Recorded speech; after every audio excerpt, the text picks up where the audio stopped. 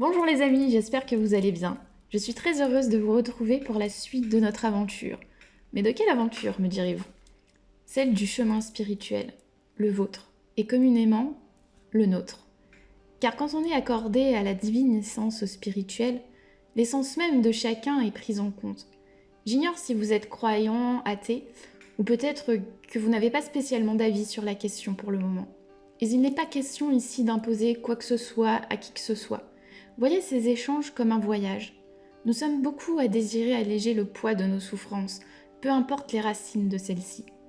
Sachez simplement que la prière peut être un excellent recours à celle-ci. Mais dans un premier temps, il s'agit d'ouvrir son cœur, de croire pour voir, et non pas de voir pour croire.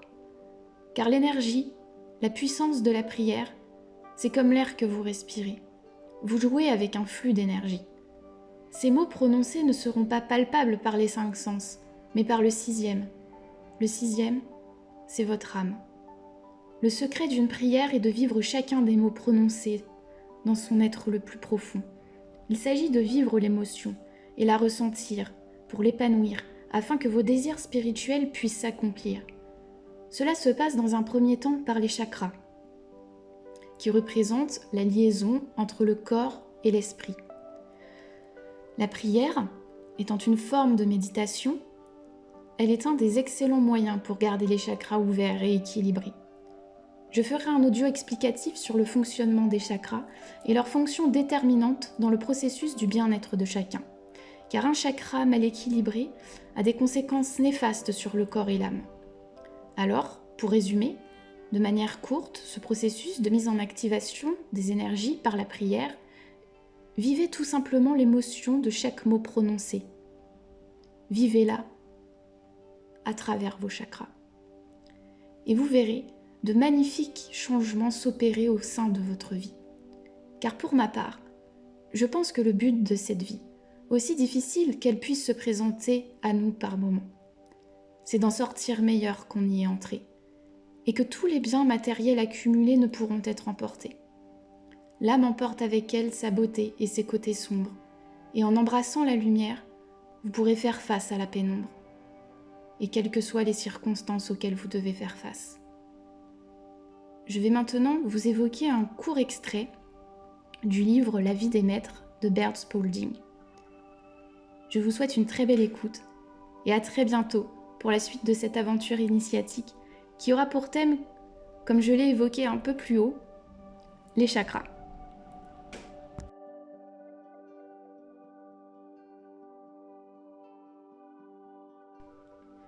Le secret consiste à se mettre consciemment à l'unisson avec Dieu.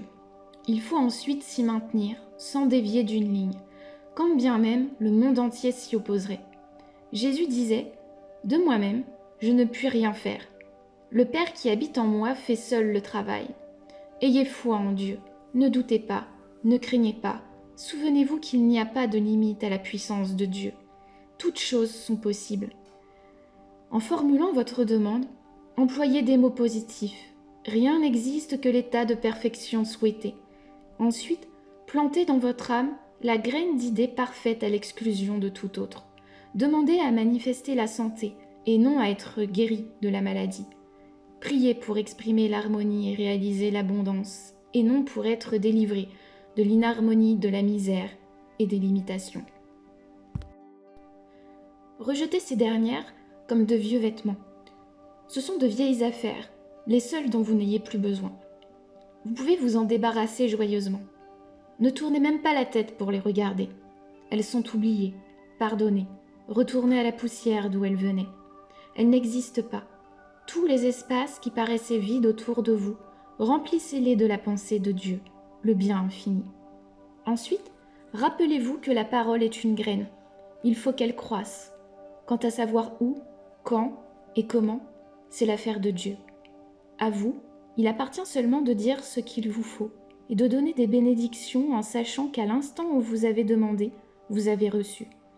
Tous les détails d'exécution du travail concernent le Père. Rappelez-vous que lui seul fait le travail. Remplissez fidèlement votre rôle et laissez le sien à Dieu en ayant foi en lui. Demandez affirmez.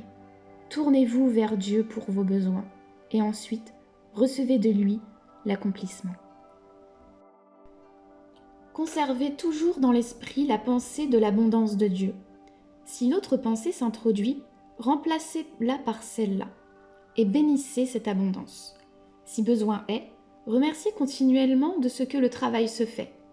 Ne revenez pas sur votre demande. Contentez-vous de bénir et de remercier pour l'exécution du travail, pour l'opération de Dieu en vous et pour la réception de ce que vous désirez, car vous désirez exclusivement le bien pour le répandre autour de vous. Que ceci se passe dans le silence et le secret. Priez votre Père dans le secret, et votre Père, qui voit le secret des âmes, vous récompensera publiquement. Quand vous aurez complété la démonstration, le temps ainsi employé vous apparaîtra comme l'un de vos plus grands trésors et vous aurez prouvé l'existence de la loi. Vous connaîtrez la puissance de votre parole lorsqu'elle est prononcée avec foi et bénédiction. Souvenez-vous que Dieu a perfectionné ses plans parfaits. Il répand continuellement sur nous avec générosité et amour le bien et toutes les bonnes choses que nous pouvons désirer. Il répète « Éprouvez-moi, vous verrez bien si je n'ouvre pas les fenêtres du ciel et si je ne répands pas les bénédictions en tel nombre que la place fait défaut pour les recevoir. » De toute mon âme. Les paroles que je prononce maintenant, ô mon Père, te décrivent l'objet de mon désir. Il est planté comme une graine dans la terre de mon âme et vivifié dans mon esprit par ta vie. Il faut qu'il s'épanouisse, il faut qu'il s'extériorise. Je ne permets qu'à mon esprit, sagesse, amour et vérité, de se mouvoir dans mon âme.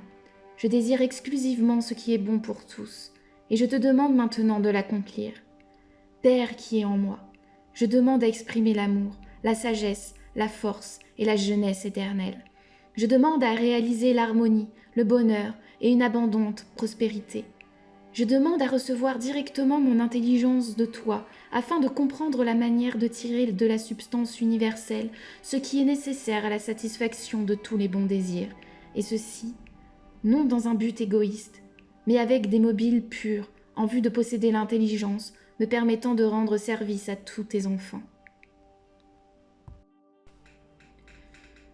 De toute ma pensée. Ce que je désire est maintenant rendu clair.